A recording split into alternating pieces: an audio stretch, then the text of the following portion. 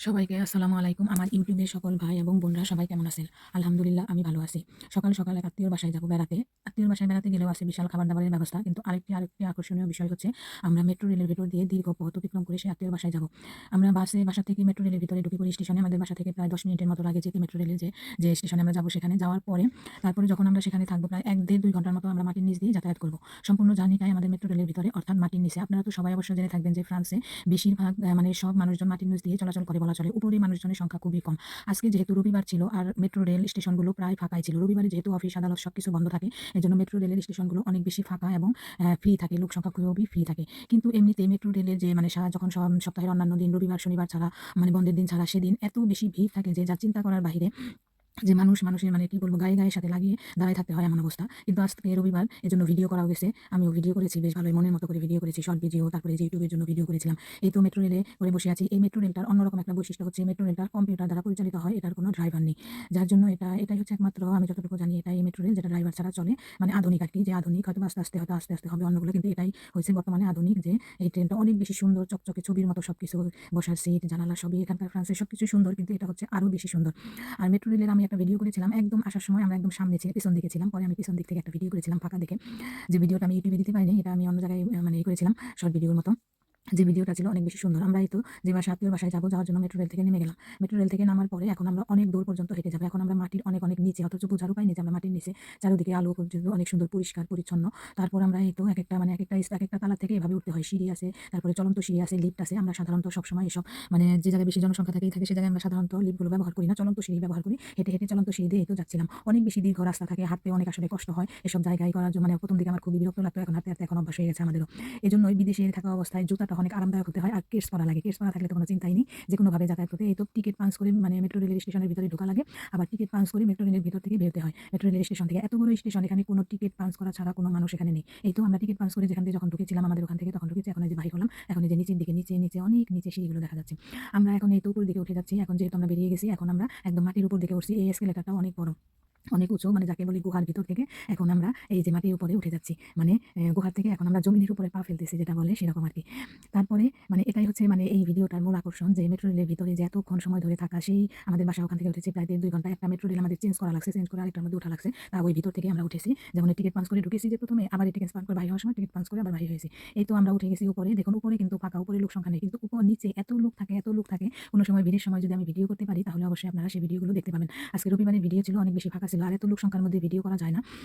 তারপর আমরা সেই বাসাতেও যে বাসায় আমরা যাবো সেখানেও ৫ মিনিটের মতো হাঁটতে হয়। এই তো আমরা এই বাসায় চলে এসেছি। বাসায় এসে বাসার আশেপাশের পরিবেশটা দেখাচ্ছি। এটা হচ্ছে প্যারিসের ভিতরে অনেক মানে কি বলবো এখানে চারদিকে বড় অনেক উঁচু বিল্ডিং। উঁচু বিল্ডিং আমাদের ওদিকেও আছে কিন্তু ফাঁকা থাকে। কিন্তু প্যারিসের ভেতরে আবার সবকিছু লাগানো একদম খুবই বেশি। মানে একদিকে এই তো শরবত খাচ্ছিলাম, বাসায় শরবত দিয়েছিল। আর আরেকটা মজার জিনিস ছিল সেটা হচ্ছে বরিশালের পাক্কন পিঠা যেটা বলে সেটা তেলে ভাজা ছিল। তেলে ভাজা যে পাক্কন পিঠাটা গরম ছিল কতক্ষণ আগে বানানো হয়েছিল যার জন্য আরো বেশি মজা লেগেছিল খেতে। এই জিনিসটা অনেক বেশি আকর্ষণীয় ছিল। আর তাছাড়াও ছিল অনেক মজার খাবার-দাবার। আমরা যখন এখান থেকে এখান থেকে আমরা আর বাহিরে অন্য কোথাও যেতে পারি নাই। আমরা এই তো খাওয়া-দাওয়া করতেছিলাম এখানে মানে এই বিদেশের বাড়িতে একটা যে অন্যতম একটা যেটা মেহমান আসলে খাবার-দাবারের আয়োজন যেগুলো করা, এগুলো করতে আসলে যারা এই খাবার-দাবারের আয়োজনগুলো করে তাদের আসলে অনেক কষ্ট হয়। তারপরে তো মেহমানদারি তো করতে হবে, তারও একটা আনন্দ আছে। সবকিছু সুন্দরভাবে পরিবেশন করার পরে আসলে এটা মানে একটা শান্তি। কিন্তু একজন গৃহিণী তার এর পিছনে যে কতটুকু মানে কি বলবো এটাকে কতটুকু পরিশ্রম দিতে হয়। যদিও পরিবারের সবাই আমাদের সাহায্য করে, তারপরেও এখানে কোনো কাজের লোক থাকে না। সবকিছু নিজেদেরই সেটাই করতে হয়। সবকিছু ওভাবে পুঙ্খানুপুঙ্খানু মানে লক্ষ্য করেই করা লাগে। আর পরিবারের সবাই তো আমাদের সবাই তো যারা আছে তারা তো আমাদের হেল্প করে। আর এখানে আরেকটা জিনিস এখানে আত্মীয়স্বজন যেহেতু বিদেশের বাড়ি, বিদেশি লোকজনই বেশি কিন্তু এখানে বাংলাদেশি পরিবারের সাথে মানে এরকম আসা বা বাঙালি পরিবেশে থাকা এটা হচ্ছে একটা রিফ্রেশের মতো হয়ে যায় আমাদের কাছে। এটা হোক আত্মীয় বা অনাত্মীয় বা পাশের প্রতিবেশী যেই হোক না কেন এই তো বাইরে ওই সামনের যে এই বিল্ডিংটা হচ্ছে ২০ তলা ২৫ তলা হবে। আর যে বড় এই দুটো আছে পাশাপাশি লম্বা দুটো, এই দুটো হচ্ছে ৩৫ তলা করে। আর আমি যেটা আছি সেটাও ১৫-২০ তলা হবে। আমি আছি ৮ তলার উপরে। ভিডিও করতেছিলাম না, আমার কাছে খুব ভালো লাগে এখানকার এই বিল্ডিংগুলো এত বড়। আমি চিন্তা করি পরিবারে কত একেকটা বিল্ডিং এরকম কতগুলো পরিবার আছে যা চিন্তা করা যায় না। আর এই এলাকার আরেকটা জিনিস যেটা আছে সেটা হচ্ছে এই এলাকার বেশিরভাগ মানুষ হচ্ছে কোরিয়ান কিংবা জাপানি যেটাই হোক না কেন এরকমই কিছু হবে। কিন্তু নিচে তো আর যাওয়া হয় নাই তাহলে দেখা যেত। মানে এখানে ফরাসিদের চাইতে কোরিয়ান, জাপানি এরকম বেশি দেখা যায়। কোন দেশে তা বলতে পারি না কিন্তু ঐরকম মানুষগুলো বেশি আমি দেখেছি। ওদের বড় এখানে সবগুলো নাকি ওদের এই বড় কোরিয়ান যে জাপানিদের তাদের সবও এখানে আছে। যা সবকিছু কোরিয়ানরাই করে। এই তো রান্না-বান্না সবকিছু হইতেছিল। আমি আবার সব খাবার-দাবারের অনেক মজাদার খাবার ছিল। সেই খাবারগুলোর ভিডিও করতেছিলাম। গরম ছিল যে মেহমান যারা আসবে তারা আসার পর তো আর ভিডিও করতে পারব না। তারা আসার আগেই আমি সব দেখে ভিডিও করতেছিলাম। যা ২ টা পরিবার আমরা ছিলাম। আমরা আবার ১ম এই চলে গিয়েছিলাম সকাল সকালই। ওরা আবার আমাদের পরে আসে। এটা ছিল ডিমের কুরমা। আর এই তো মুরগি গ্রিল করা হইছে, যেটা ওভেনে ছিল। খাবার দেওয়ার আগে গরম বের করা হবে। আর এটা ছিল গরুর মাংস। আর হলো এখানে থন ফিশের কাবাব ভাজা হচ্ছিল, যেটা আগের দিনই বানিয়ে ফ্রোজেন করা হয়েছিল। আজকে সেটা গরম ভাজতেছিল। থন ফিশের কাবাব আমার পেজে, আমাদের ইউটিউবে ভিডিও আছে। এখন ফিশের কাবাবগুলো কিভাবে বানায় সেটা।